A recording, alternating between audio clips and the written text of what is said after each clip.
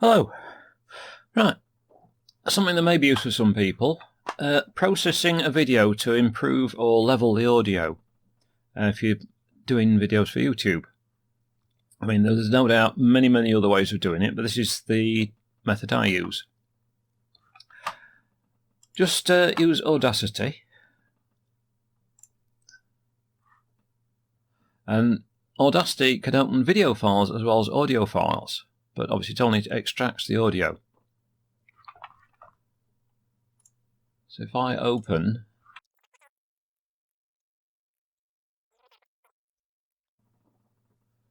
and it's now importing the audio section from the M4V, which is a MP4 in other words, just a different prefix, but it's MP4, it'll work with MP4s and many other types. Now you can see that now the audio is reasonably level on this one. It's not as if I was using any tools or anything, so there's not any particularly massive spikes, but the level is very low. The first thing to do is select all, which you can either use the menu or just Control A. Go to Effect, Normalize. That'll bring it up to a consistent level relative to maximum level. How much it will increase it will be limited by the loudest noises in it. And you can see there I've just got some bits of excess noise. There's a few spikes and bits that are way above the level of the rest of it. Now there's two ways of fixing that. You can either select each bit, go to Effect, Amplify. In fact, I'll show that. Say I want to go that bit, put the cursor in and use the mouse wheel to scroll in a bit, zoom in. Select the loud bit, Effect, Amplify. Now the default will be to increase it to absolute maximum possible level. All you do is change that to -3, for example. I normally go to -3 because you can always keep repeating it if it's not enough. So that's amplify by -3 dBs, which is, in other words, half the volume, or half the difference on it. If I go back to the full wave now, that's the full waveform. That's now a lot quieter. And once you've done it on one, you can just select and Control R on the keyboard for repeat, and it will keep repeating the last effect you use. So if you use anything else in between, you've got to go back and manually do an amplify once to reset that. But anyway, the other technique, I'll just undo those changes. So that's back to normal now. Just Control Z a couple of times to put it back as it was. Control A, select everything again. So the normal method to do, because normally there's a lot more variation in this, especially if you're using any tools and stuff, go to Compressor. Then the level you need to use on this depends how low the audio is, the main part of the audio is, and it can be a bit of trial and error. I'll try it at that -18. The aim here is to reduce the loud bits without noticeably affecting the normal speech level. So it's a matter of see what happens, undo it if it doesn't work right, and try again. Now that's taken everything down a bit too much for me, and that could cause a bit of distortion, or more than necessary. You will get some distortion if you use compression, but if you're careful with it, you can make sure it's only distorted the things that are too loud and would be unpleasant anyway. Yeah, so it's just changed the main level slightly, which I didn't want to do. So go back to Compressor. Again, I normally use 3 dB steps rather than messing about every 1 dB or anything, because 3 dBs isn't that much different audibly. Yeah, that's better. That's taking the peaks down a bit without affecting the main audio. Now another thing you can do, which is very useful if, like me, I'm working most of the time next to my desktop computer, which is quite noisy because of the fans and whatever. So that often causes some background noise. You can see in the quiet bits here, there's quite a lot of noise there. So if I go back to the start of the recording, I normally leave everything to settle for a few seconds before I start talking. So if I zoom in on that, select and scroll a bit. Go back to the start. So that's the silence. you need to select a decent time, preferably a second or more. It can work from about half a second. Select that, go to Effect, Noise Reduction, and then Get Noise Profile. Now that samples the supposed silent bit, or where it should be silent, and analyses what's in it, which has no visible effect because all it's done is analyse that audio. If you then go back to do a Control A, select all again, go back to Effect, Noise Reduction, and do the Noise Reduction Processing, just the, sorry, that's the wrong one, cancel. Noise Reduction, rather than Get Profile, you've already done that, so now it's the processing part, which are normally the default settings. Just click OK, and after that runs, you can see the noise has gone, but there's not much in the way of changes otherwise. If you want to play it from any point to see what it sounds like, you just click in the header there.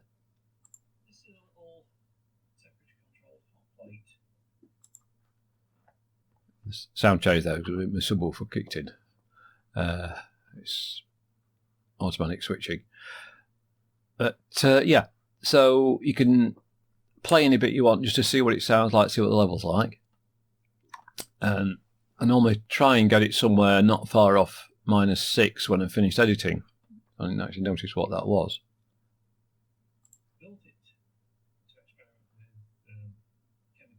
See, that's a little bit low at the moment. That's about -10. So I do want to increase a bit more. Now, since I've run the compressor on it, it may now normalise again and go up. So I'll try normalise. Yes, see how much that's increased now. Even though the compressor didn't seem to have much effect on the normal audio, it got rid of the high level peaks. So now the audio is much louder. The wanted audio. And it's about right. It's near -6. Now the other bit is you can see things like that, these little spikes. Quite often if you're working with tools or handling stuff, you can get little clicks in the background. Now depending what type of actual sound it is, you may have to process each of those manually, but for a lot of stuff, if it's just metal on metal or whatever clicks, the other thing you can use, go to Effect and click Removal. Now this is actually designed for, or intended for, removing scratch clicks from vinyl, I believe, but it works wonderfully for removing tool clicks as well. So if you look at the little peaks, these single spike peaks, see what it does to those. I mean, this hasn't got a lot in because, as I say, I was only talking and not using any tools, so it might not do much, but see what happens. There you go. Those spikes have gone right down. They're not being removed completely, but the level's gone down. So it's a bit more pleasant. Again, there's no unwanted high level clicks and noises. And the audio now, excuse me, the audio now is you can't say it's level, it's equal level volume, but it's fairly consistent all the way through. Unfortunately, when I built it, I didn't video construction. It's got a power switch and wiring in there. There's nothing else. The controller is relay based, but it's just not electronic now standard. So the temperature just fluctuates a bit. And normalising will never allow it to get nearer than 3 dBs, or -3 dB on the scale, so you know it will not distort at that. And most of it's around -6, so I'd be happy with that. So the next thing is I'll save the project in case I do need to redo anything, which each time you've got to change directory if you were previously working in a different directory.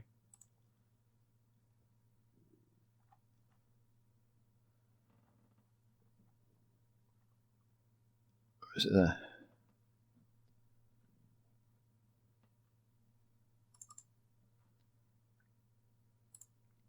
Oh, just automatically use the same name as the original video file.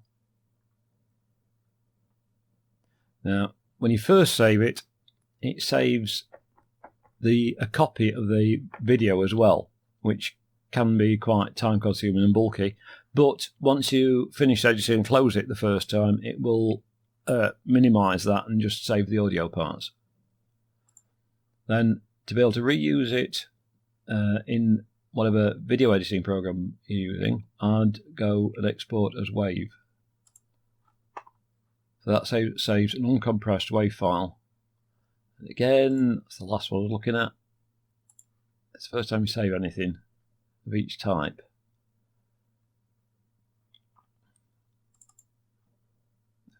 And again, it's used the same name, but a different suffix, a different file extension. I never bother with that because it's not going to do anything in the video file.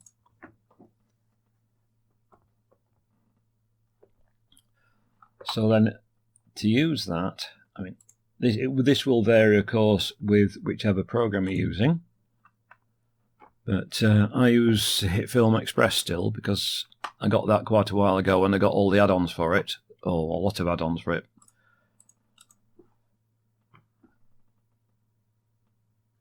Now this is actually to do with that.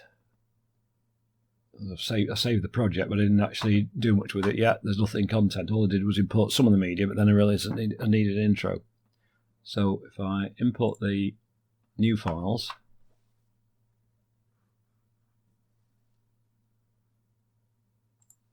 that one and that one.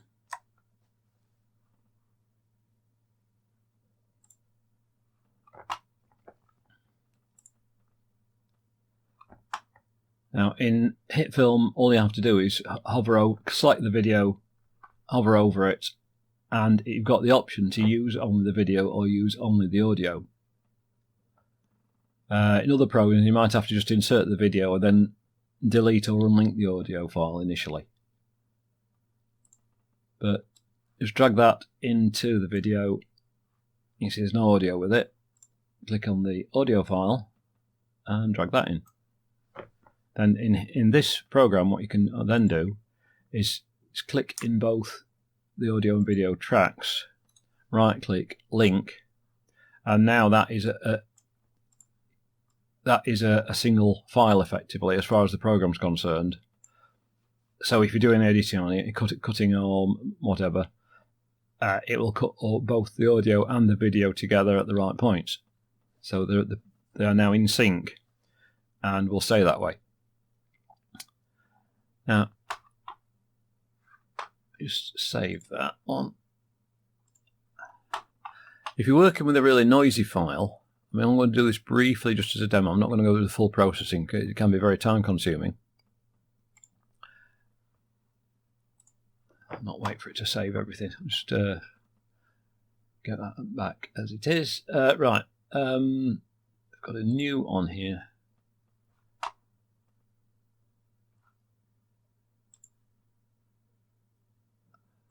Open again. Now one of the original video files for this this is spread over a couple of years, so bits for this, so it is a bit broken up.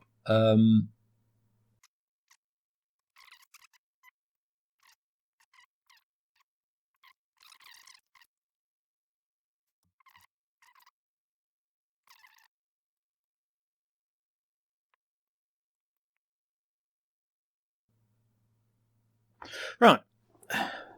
Now this is one I was obviously using tools or something and make a lot of noise because you can see how spiky it is. This is one of the more difficult ones to process, and this is often the type of thing I do.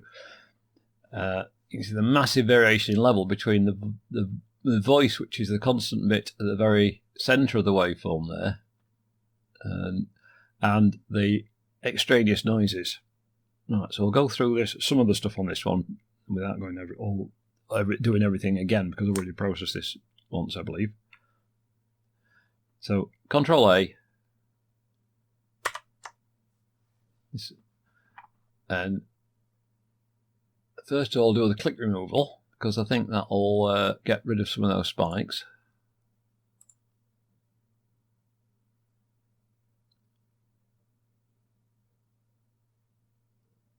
you go, that's done a massive change. You see there's still some loud noises in it, but they are relatively few and far between compared to what they were. A lot quieter. Now, definitely needs compression on that, a massive amount, because it's very quiet. So I'm going to go to probably minus 21 at a guess. And again, the idea is to not really affect the quietest audio sections, but to get the louder bits taken right down. And again, it's a long file, so it'll take a few seconds to process.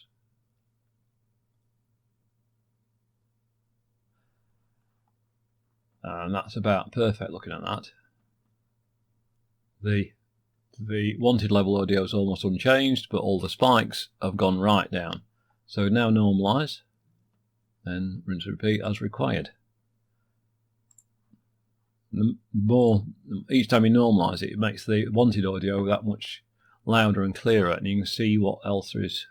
Now somewhere there must be some spikes. It's like that one there. That's the single loudest spike on the whole track. So that's one that needs manual editing to bring it down, I think. So effect, amplify -3, and control R. It's not taking it down enough for me. Right. Again, any other really obvious ones that are louder than everything else? That one there. I'm guessing these are tool noises. A couple of control R's. And I mean, you can go through the whole file like this.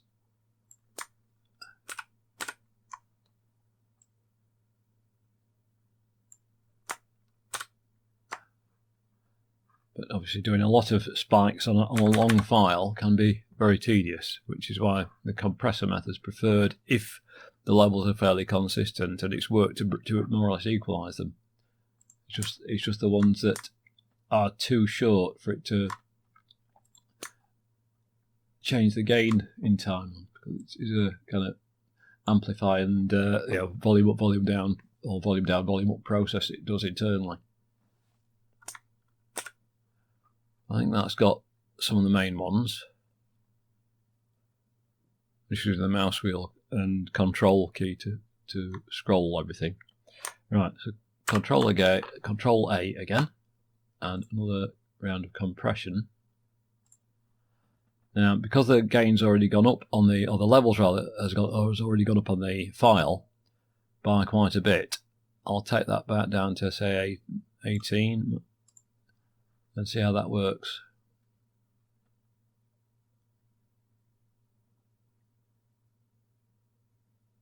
Yeah, that looked okay. That bit I got the mouse cursor over didn't seem to noticeably change. That's the lower level audio, the wanted audio. But again, it's taken the high level noises down quite a bit. So now do another normalise. And again, that's brought the wanted audio up quite a bit. So you just see what it sounds like at that. Try to find a bit that looks like it's only speech.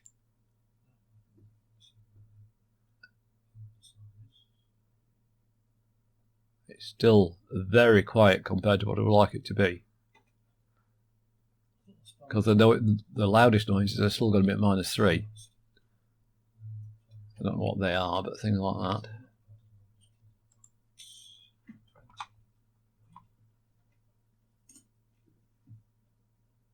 It gets to this.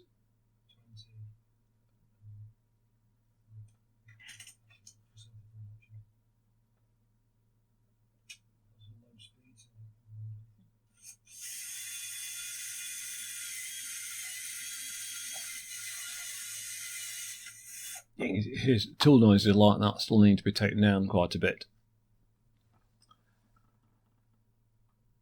So I can try running the same compressor again.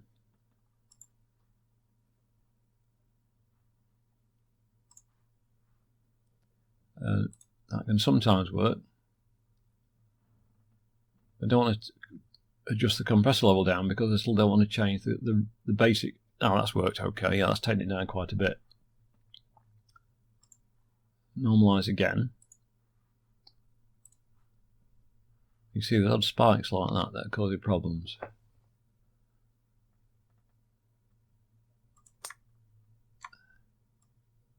Just do a manual edit on that. 3. And here we go again.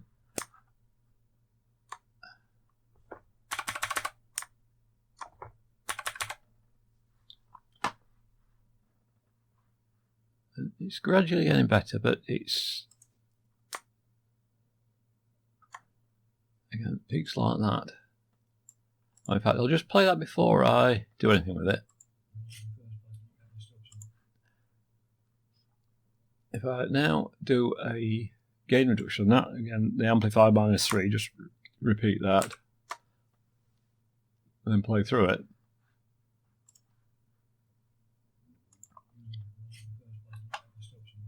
You notice it doesn't sound that much different, but because the peak levels have gone down by 3 dBs, if that was what was limiting the normalization gain, it would have allowed the whole track to increase by 3 dBs. But you've got to find each one that's doing it, or just keep rerunning compression to allow it to normalize. So there's a lot of spikes in that, so I think I'll try compression again.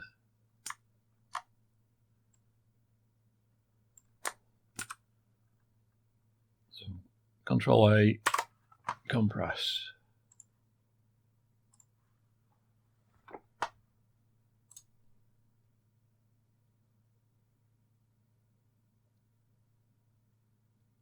Again, that's reduced the peaks, but without much effect on the main audio, the voice part.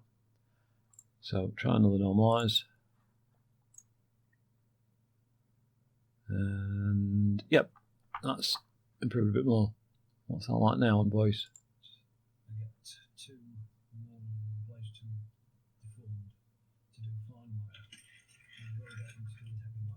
That's probably not bad at that. It's a little bit quiet in places, but the loud noises are still not vastly louder. So that's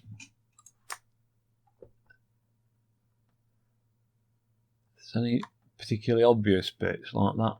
Those appear to be the loudest points now. So if I just manually take those down a bit, those 2 areas, it may well allow it to increase that a little bit more.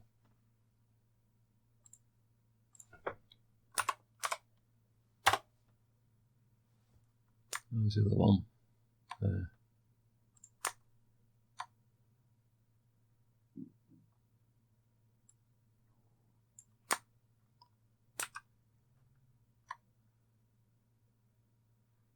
Okay. Select all and normalize again, just see if that just takes up a little bit more. Yes. Not a lot, but it's just taking up that fraction more because I've got rid of the loudest sections. I'll reduce the level on those. So hopefully now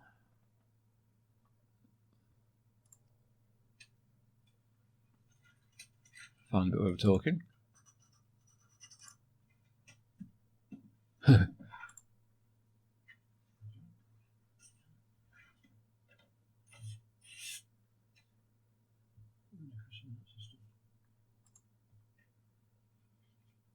Anyway, up to a couple of degrees, something like this. That's more like it, yeah. So you can see it's peaking about -6 on vocals now. So I'd be happy with that. So again, save the project.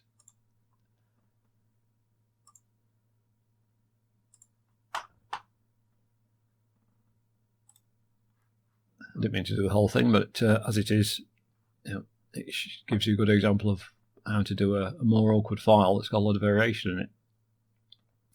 And again, because it's a big file, it's got to take a while.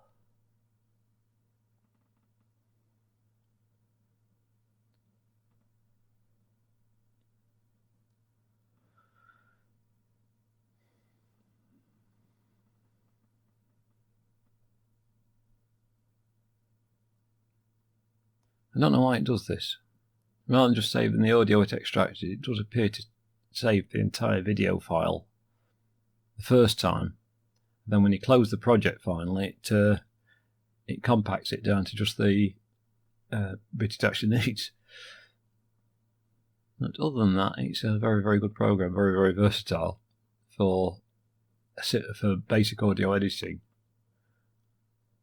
I know some people use it for multi-track recording. I'd say it's not at all suitable for that myself, but it's whatever you prefer using. Right, that's that done. Now export as wave.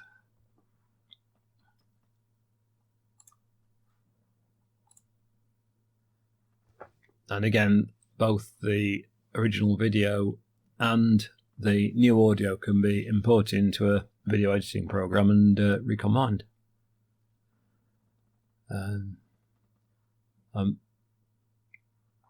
HitFilm is the only one I've used for a couple of years at least, so I'm not sure what's involved in other programs, I'm afraid, but they're probably just a similar process and just as simple. Anyway, that's that. I hope it's been of interest and use, and if it has, then please like it and please subscribe to the channel. Right, thanks for watching.